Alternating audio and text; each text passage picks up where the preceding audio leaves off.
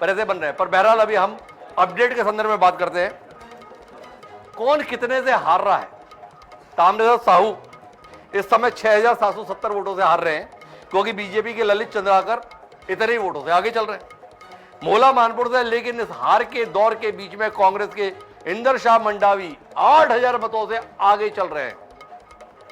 खुज्जी से भोलाराम साहू, जिनको 2018 में कांग्रेस ने न जाने क्यों घर में बिठा दिया था और 2023 में न जाने क्यों घर से बाहर निकाल के चुनाव लड़वा दिया, वो विधानसभा में पहुंचने जा रहे हैं, क्योंकि वो 10,672 मतों से आगे चल रहे हैं।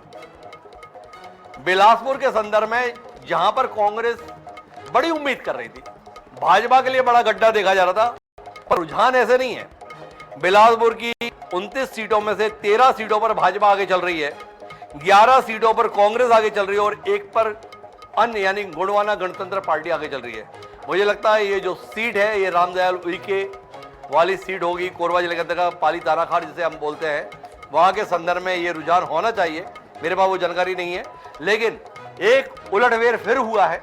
जैसे हमने बताया कि भूपेश बघेल अब आगे हो गए और ठीक ठाक अंतर से आगे हो गए, 4000 मतों के अंतर से। रेणुका सिंह आगे हो गए, बहुत ज्यादा मतों के अंतर से नहीं है पर आगे तो है।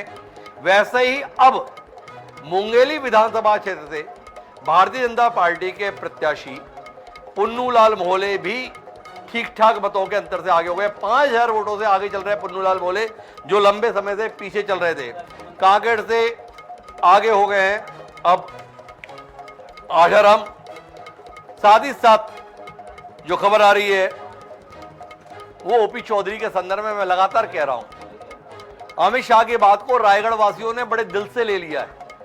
अमित शाह के लिए बड़ा दबाव हो गया ये, वो कह तो गए पर अब करेंगे क्या, जानने में हम सबकी दिलचस्पी होगी।